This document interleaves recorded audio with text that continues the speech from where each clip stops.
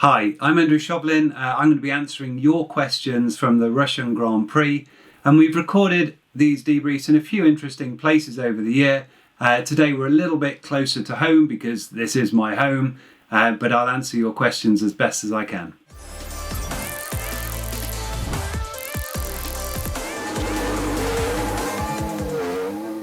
So this question is about the tyre at the very end of qualifying 2. We put Lewis on the soft tyre after the red flag, but to know why we did that, you've really got to go back to the start of the session. So we wanted both cars to start the race on the medium. It was a better tyre, lower degradation, and we were doing that on the first runs in Q2 with both of them. Now Lewis was on a very good lap, but he went wide at turn 18, and that meant that his lap time got deleted. Now, not only does it mean that time gets deleted, it means the next lap, the one that you'd be starting, also gets deleted. And we only had fuel for 2 time laps. So that was really the reason that he couldn't have carried on that run. I know he said, can't I do another lap? Well, the reality was we didn't have the fuel in the car to be able to do a third lap. Therefore, there was no option but to bring the car in. We then went again on our second set of medium tyres, our final set of new medium tyres. Lewis was on another very, very quick lap. It would have easily put him through, but unfortunately, we got that red flag with Vettel just as Lewis was coming into the penultimate corner. So despite the fact that was another quick lap, that didn't count. When there was that red flag, they stopped the clock and there was 2 minutes and 15 remaining. So that's just enough time to do an out lap. And at this point, we've got no new medium tyres left. Really, the only sensible decision was to put a soft tyre on it, because we would much rather be at the front on a soft tyre than P11 having been bumped out of qualifying 2 on a medium tyre. We knew it was going to be busy. We knew that we were going to have to jostle for position on the out lap, maybe even pass some traffic on the fast lap. So we're quite confident that actually, although it wasn't our plan A going into the session, taking the soft tyre at that stage was the right thing to do. So this was clearly a huge factor in Lewis's race. On the reconnaissance laps, the drivers can do practice starts, and on this event it said you could do them after the pit exit on the right hand side. Now Lewis had said could he go a bit further. This was about trying to get the car off the rubber where everyone's been practicing starts all weekend. That's often grippier than the grid itself, so it's not the perfect location to do it. And from an engineering point of view, we often ask the drivers to move a bit further down. Now, when Lewis asked if he could go further down, we said that was fine. We hadn't realised he would go quite as far as he did, and that was really where the misunderstanding was. We thought he meant a few metres. He was actually asking if he could go a bit further. And we should have given him a different answer to that question. You'd have heard during the race when we were getting ready for that pit stop for Lewis, he was asking if he could go further. He was saying the tyres were fine. Well, actually, the first time that he did that, we let him stay out because he had good pace. He was able to use a bit more of the grip of the rubber. That's doing more damage. But he found quite a lot of lap time and he was able to actually build a bit of a gap. Now, the problem is it's a very soft rubber. It has very high wear rates, and we can see the tyre wearing just from the temperatures that we're measuring on board the car, and we knew that it was getting quite close to the end of life. Now, when it starts to drop, it drops very quickly, and suddenly you get a lot of degradation, and there's a few problems if we'd stayed out into that phase, and that's what we were worried about. One is that for Lewis's race, well, there's other cars that are in there, and bear in mind that he's got this 10-second penalty. You've actually got to look quite a long way back to see who you're racing when you drop out after that pit stop. One of the Renaults had already stopped. They would have been closing that gap on him, and it was really a question for him of don't stay out when the tyre starts to lose a lot of grip, because you'll just end up with more cars to overtake later. Now, the other factor was actually about Valtteri's race. If Lewis starts to drop off, he'll lose pace.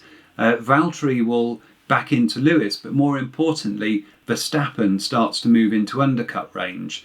And we always want to protect the win for the team. And at that point, not only would it have hurt Lewis's race if we'd left him out, it would have started to compromise Valtteri's race.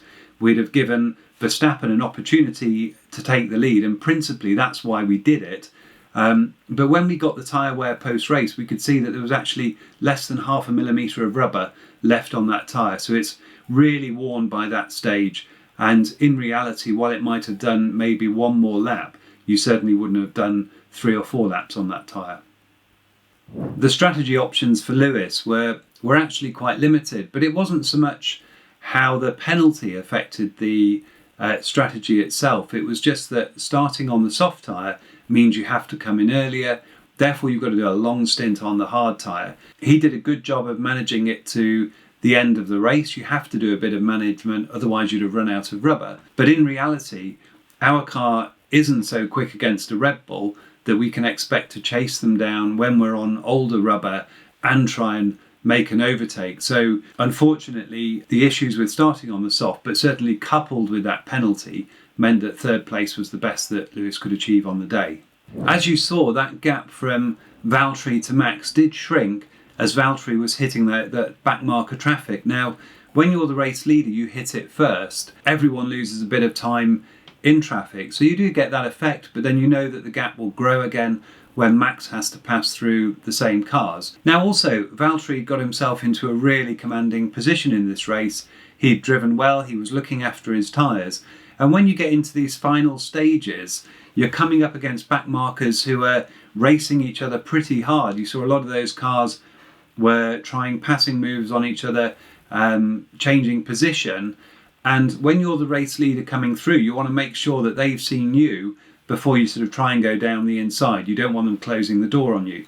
So he was being pretty careful, but he put a lot of effort into getting himself into this position. He was leading the race, you're coming into the final few laps, and more than anything, the driver's just making sure that they don't make any mistakes. They make sure that other cars have seen them, and you're just trying to get the thing to the finish.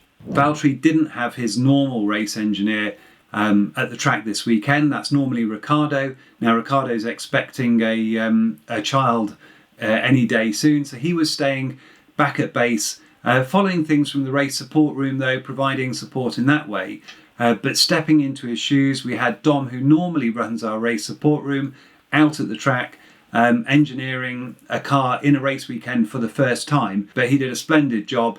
We were very pleased with it, and it was great to be able to have Dom celebrating that win with Valtteri on the podium. Now this one, not so much on the topic of the Russian Grand Prix, but is it cereal and then milk, or milk and then cereal? Well, personally, I don't think I've ever in my life done the milk and then the cereal into the milk, because that just isn't right.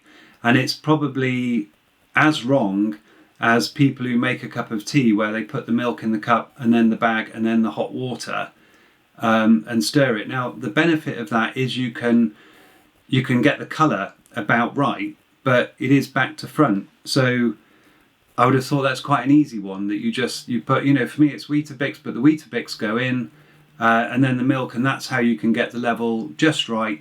You obviously want the Weetabix just protruding a few millimetres at the top, and then as it absorbs it, you'll see the level drop a little bit as it's starting to go into the Weetabix. But I really don't see what you would achieve if you did it the other way around.